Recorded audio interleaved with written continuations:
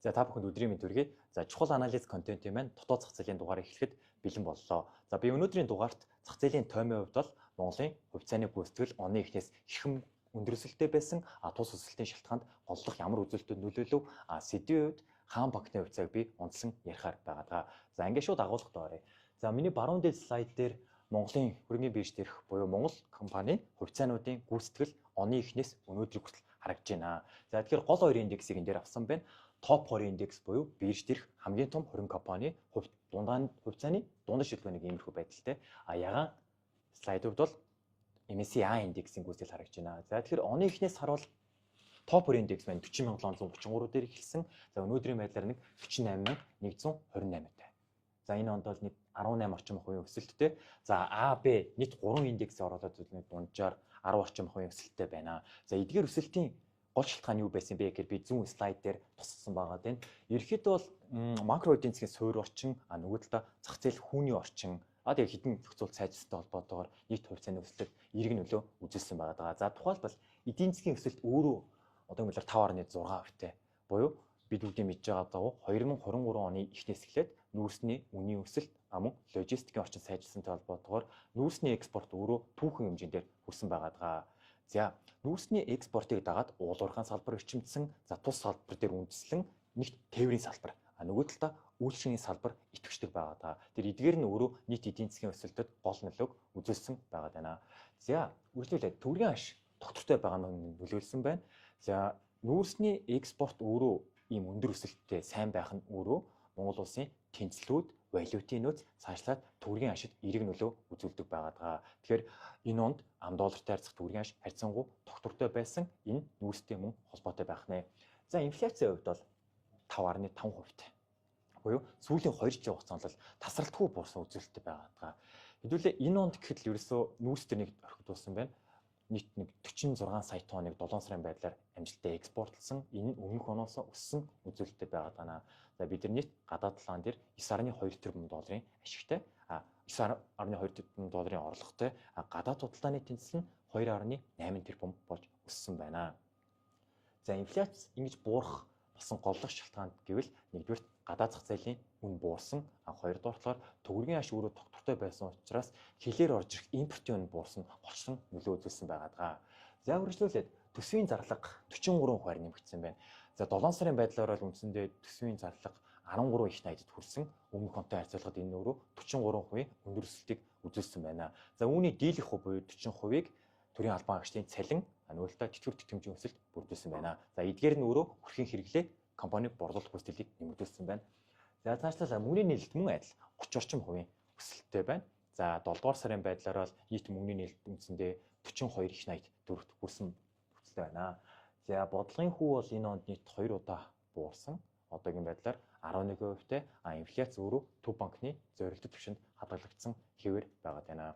За тэгэхээр эдгээр хүүний орчин макро эдийн засгийн орчин маань өөрөө компани гүйцэтгэл нөлөөлж компани гүйцэтгэл өөрөө хувьцааны үн дээр буусан гэж та ойлгож болох нэ. За сүүлдэн дурдаад зөвлөл мэдээж үндэс цасны зах зээлийн тухай бол шинжлэгдсэн мөн ногдлогчтой холбоотой ногдол шиг ханшийн зүрийн ашигтай холбоотой татврын таатай зохицуулалт хэрэгжсэн. За мөн ногдол ашигын төлөх өдрийг 4 сарын 30-наар заасан зэрэг их зүйн орчин өөрөө сайжирсан мөн нөлөө үзүүлжээ.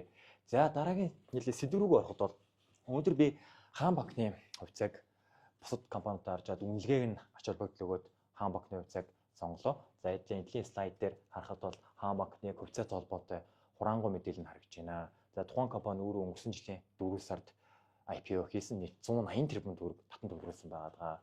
За нийт олон нийт 10% эзэмшдэг. За хамгийн том хувьцаа эзэмшийн хувьд бол Япон улсын HS Holding 41 орчим хувийг эзэмшдэг байна. За энэ компани өөрөө Токиогийн хөрөнгөний биржээр 86 тикертэй арилжаалагддаг байгаа. За зах зээлийн үнэлгээний хувьд бол Монгол улсад хамгийн том буюу 1.9 их 80. За ханшийн хөдөлгөөнийг хараад үзвэл IPO үнээс хойш хамгийн дээддээ 1267 хүрж ирсэн, хамгийн хямдтай 1008 буюу шал үнэ үнэндээ 1008 байх нэ. За өдрийн нэг дундаж арилжаа бол 116 саятай. Арилжааны идэх маш сайтай хувьцаа байгаа. За эдлээ топ 20 индексийн зөвхөн өдрийн дундаж арилжаа гаргаад үзэр үндсэндээ 30 саяас доош байдаг. Тэр хаан банк үндсэндээ 3 дахин их буюу эргээд та хувьцаагаа зарахад хөрөг чадрын эрсдэл багтай буюу арилжааны идэх өндөр байгаа нь эерэг үзүүлэлт юм аа. За Ханш дээр бол оны эхнээс 1200 орчимтэй эхэлсэн. За 5 гарагийн хаалтын анширал 1018 дээр хаагдсан буюу топ 20 индексээс яг эсрэг 17-18 орчим хувийн уналттай байгаад байна.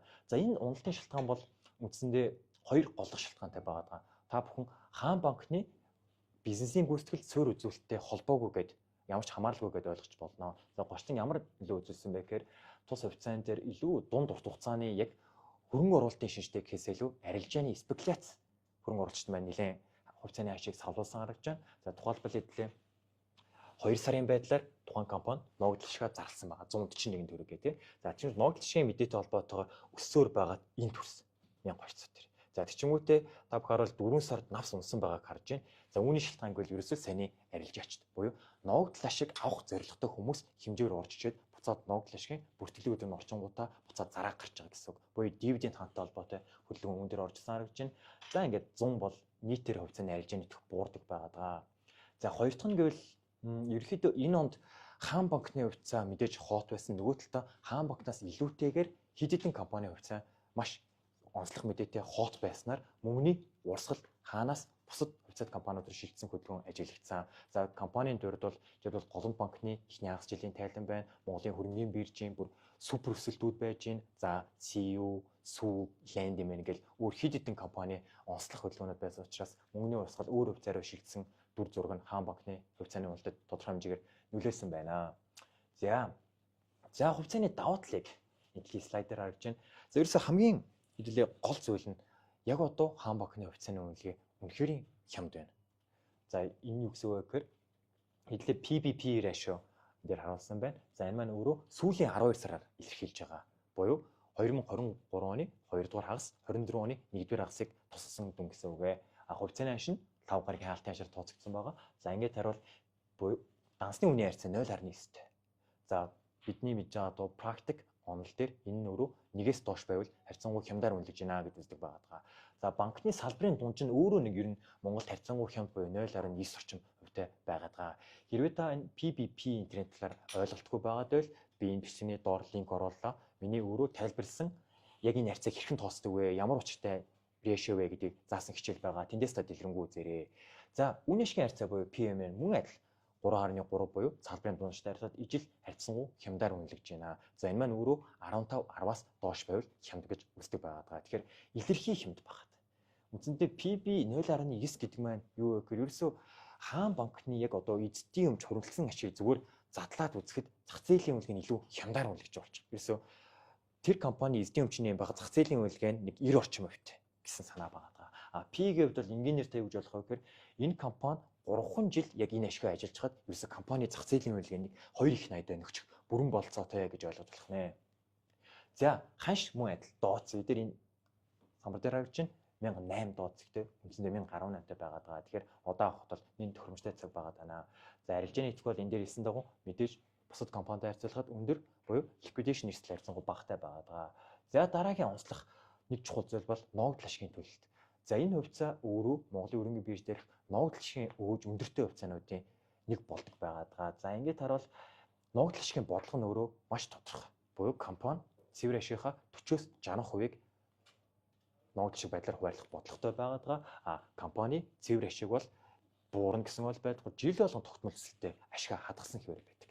За одоо зүгээр ингээд хараад үзвэл өнөөдрийн ханшаар ингээд харахад 2024 оны одоо тайлан жилинд би цэвэр ашигын прогноз хийгээд за өнөөдрийн ханштай ингээд бодоо үзэхээр их хавар өнөөдөр хувьцааг нь авчвал их хавар үндсэндээ ногдол ашигын өгөөж гэж хэдлээ 14% өгөөж авах бүрэн болцоотой байна. Буюу их 4 сард энэ компани ногдол ашиг гэж нэг ойролцоогоор 145-аас 150 төгрөг тарахаар хүлээгж байна. Энэ нь өөрөө сөргөөр харсан үзүүлэлт байгаа.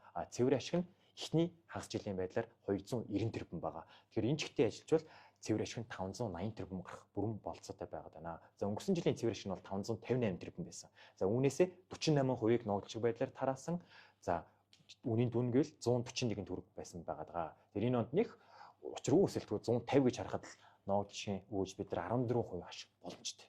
За бид нар мэдж байгаа банкны хугацаатай хадгаламж өөрөө зөвхөн дундчлаад үзвэл нэг 13 орчим хувьтай байгаа. Гэтэл хаан банкны хувьцааг авсан байхад банкны хадгаламжийн хүүнээсээ илүү өндөр ногдол шиг өгөөж авах боломжтой харагдаж байна. Хувьцааны нэг давуу тал нь ногдлшоор хязгаарлагдахгүй, нөгөө талдаа компани бизнесийн өсөлттэй холбоотойгоор хувьцааны үн хаш өсөх болцоотой гэдэг нь хамгийн том давуу тал байгаа.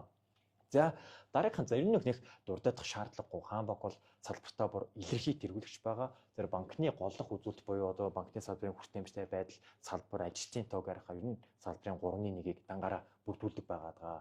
За ашигтай ажиллагааны хувьд бол бусад банкнаас илэрхий нэгт байгаа. Өөрийн өгөөч төр нийт активын өгөөч төр өөрөөсөө нийт том актив пассивтай учраас цэвэр ашигын хэмжээнд ч гэсэн бусад банкнаас үндсэндээ салбарынхаа бараг талыг бүрдүүлдэг гэж хэлж болох хэмжээний том байгаа. За ESG дижитал шилжилт гээд ер нь арилжааны банкны хувьцаанууд олон улсад ч гэсэн Монгол тэгээд ер нь урт дунд хугацаанд хид хидэн нэг чаленжуудыг хүлээж байгаа. За тэр нь юу вэ гэхээр бид нар банкны хувьцаа авч л байгаа л эдгэр үзүүлэлтийг харахаас өөр аргагүй. Нэг талдаа цахим шилжилт гэж. Нөгөө талдаа хамгийн гол зүйл нь ESG буюу одоо бид нар мэдгээр хүрээлэн буй орчин, байгаль нийгэм орчин гэж байгаа. За хаан дээр би яагаад энийг онцлсан бэ гэхээр Монгол улс ерөөхдөө юу байгаа? Уур амьсгалын өөрчлөлттэй холбоотойгоор Монгол улс дэлхийд даяар санхүүгийн байгууллагуудаас ерөөсөө sustainable finance буюу тогтвортой санхүүжилтийг маш ихээр шаардж байгаа гадны хөрөнгө оруулагч. Тэр энэ юу гэсэн үг гэхээр хаан банкны хувьд бол ерөөсөө зөвхөн банк зээлээ гаргаад хүү өгөөжөөсөө мөнгө олох гэсээ илүү таны зээл олгож санхүүжилт авж байгаа байгууллага чинь өөрөө нийгэм хүрээлэн буй орчиндөө эерэг нөлөөлөлтөй байхыг шаардж байгаа. За хаан банкны хувьд бол ногоон зээлийн багцаар Монгол улсын 50 орчим хувийг салбарынхаа 50 орчим хувийг бүрдүүлж байгаа. За одоогийн байдлаар нэг 570 тэрбумын ногоон зээлийн багцтай. За энэ оны төгсгөл 800 тэрбум хүрэхээр зорж байна. Энэ нөрөө салбарын дунджаар 50%. За 2030 онд бол Монгол улс алсын араа бодлогын хүрээнд нийт банкуудын зээлийн багцын 10%-ийг ногоон зээлийн багц эзлэхээр бүрдүүлж байгаа. За тэгэхээр ногоон зээлийн багц ингэж нэмэгдэх уур амьсгалын өөрчлөлт нь яг хувьцаа, хөрөнгө оруулагч миний хувьд ямар ашигтай юм бэ гэхээр ер нь банкны одоо доктортой санхүүжилт ногоон зээлийн багц их байснараа өөрөө тухайн банк гадны байгууллага санхүүгийн байгууллагаас хямд санхүүжилт хямд их усрыг олж авах болцоо нэгддэг юм аа. Тэгэхээр хямд их усрыг татаа нөгөө талдаа бизнесийн зээл актив пассив нэмэгдүүлж ихт банкны үр ашигтай ажиллагаа нэмэгддэг байгаа. За дараагийнх нь за санхүүгийн үзүүлэлттэй бол мөн л адил. Яг банкны хамгийн чухал гэсэн санхүүгийн үзүүлэлтийг ингээд аваад хараад үзвэл ерөнхийдөө салбарын 30-аас 36%-ийг дангаар бүрдүүлдэг байгаа 3-1-ийг. За ингээд хэдхэн тод урдаад үзвэл 2024 оны 1-р хагасны байдлаар Сусбанк маань 290 тэрбум төгрөгийн цэвэр ашигтай. За нийт хөрөнгө нь өөрөө 20 их 80 төгрөг. Зөвхөн өөрийн хөрөнгө нь л 2 их 80 төгрөг. Тийм өндөр түвшний үйл ажиллагаатай том банк байгаа цар хүрээ. За 2 их 80 дотроо хуримтлагдсан ашиг нь 1.6 их 80. Ерөөсөө энэ компанийн хуримтлагдсан ашиг нь бараг зах зээлийн 1.9 их 80-тайгаа ижил шахав. Тийм том одоо юу гэдэг зах зээлийн цар хүрээтэй ашиг нь тогтворцсон, үйл ажиллагаа нь тогтворцсон Монгол улсын ууган банк байгаа. Тэгэхээр үйл ажиллагаа нь маш тогтвортой. За нөгөө талаа гэвэл дурдах зүйл гэвэл банкны салбар өөрөө бусад одоо АПУ, СУ интерес ялгаатай нэг давуу тал нь юу гэхээр Монгол банктай буюу аюу өндөр зохицуулттай салбар байгаа. Тэгэхээр одоо юу гэдэг Монгол банкны зүгээс санхүү зөвлөх хорооны зүгээс зохистой харьцааны шалгуурууд олон улсын байгууллагаас ч гэсэн тайлагнал, ESG бүх зүйлүүд нь олон улсын стандарт нийцсэн өндөр зохицуултуудыг шаарддаг байгаа. Тэр энэ хэрээрээ банкны үйл ажиллагаа нь илүү олон нийтэд нээлттэй тунгалаг байдаг байгаа. За ер нь голдуу банкны хувьцааг хаан банкны хувьцааг дүгнэхэд нэг иймэрхүү дүр зурагтай буюу эдгээр дөрвөн үндслэлээр хаан банкны хувьцаанд яг одоо хөрөнгө оруулалтыг нь харьцангуй тохиромжтой гэж үзэж байна. За хугацааны хувьд бол дунд урт хугацааны хөрөнгө оруулалтыг танд төлхөөтэй зөвлөж байна. За эх оны хавар гэхэд бол бидний харж байгаа хаан банкны хувьцаа харьцангуй 1100-1150 нөхчих болов уу гэж харсан хүлээлттэй байна. За ингээд өнөөдрийн агуулга маань энэ түрээд өндөрлөе. Эх 7 хоногийн даваа гарагт үзье.